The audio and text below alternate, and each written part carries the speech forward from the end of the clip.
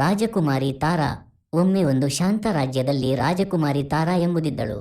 ಅವಳು ಸುಂದರಳಾಗಿದ್ದು ಕೇವಲ ರೂಪದಲ್ಲಿ ಮಾತ್ರವಲ್ಲ, ಜ್ಞಾನ, ಧೈರ್ಯ ಮತ್ತು ಸಹಾನುಭೂತಿಯಲ್ಲೂ ಶ್ರೇಷ್ಠಳಾಗಿದ್ದಳು. ತಂದೆ ರಾಜ ವಿಕ್ರಮಸಿಂಹನು ಪ್ರಜೆಗಳ ಬಾಧೆ ಕೇಳಿ ತಮ್ಮ ತಮ್ಮ ಸಮಸ್ಯೆಗಳಿಗೆ ಪರಿಹಾರ ಕೊಡುತ್ತಿದ್ದರು. ಆದರೆ ತಾರಾ ಇನ್ನೂ ಹೆಚ್ಚು ಪ್ರಜೆಗಳ ಹೃದಯ ಗೆಲ್ಲುವಂತೆ ವರ್ತಿಸುತ್ತಿದ್ದಳು. ಒಂದು ದಿನ ರಾಜಕೀಯ ಸಭೆಯಲ್ಲಿ ಕಾವೇರಿ ನದಿ ದಟ್ಟ ಕಾಡಿನಲ್ಲಿ ಗ್ರಾಮಸ್ಥರು ಹಸಿವಿನಿಂದ ಬಾಧೆಪಡುತ್ತಿರುವುದು ತಿಳಿಯಿತು. ಬಹಳ ಕಾಲದಿಂದಲೇ ಆ ಭಾಗದಲ್ಲಿ ಮಳೆ ಬೀಳಲಿಲ್ಲ. ಕಾವೇರಿ ನದಿ ಒಣಗಿಬಿಟ್ಟಿತ್ತು. ಕೆಲವರು ಅಲ್ಲಿ ಪ್ರವೇಶಿಸಲು ಹೆದರಿದ್ದರು, ಏಕೆಂದರೆ ಕಾಡಿನಲ್ಲಿ ಹುಲಿ ಓಡಾಡುತ್ತಿದೆ ಎಂಬ ಭಯವಿತ್ತು. ಆದರೆ ರಾಜಕುಮಾರಿ ತಾರಾ ಜನರ ಹಸಿವನ್ನು ತೀರಿಸಲು ಹುಲಿಯಿಂದ ಭಯಪಡಲಿಲ್ಲ.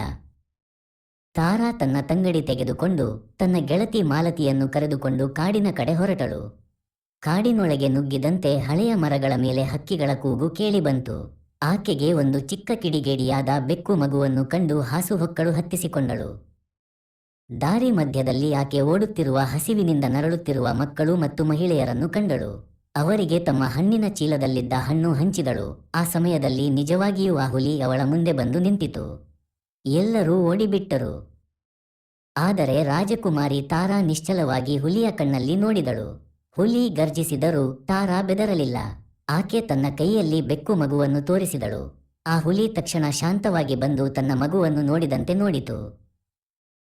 ತಾರಾ ತನ್ನ ಕೈಯಲ್ಲಿ ಬೆಕ್ಕು ಮಗುವನ್ನು ನೆತ್ತಿಗೆ ಮುಟ್ಟಿಸಿ ನೆಲಕ್ಕೆ ಇಳಿಸಿದಳು.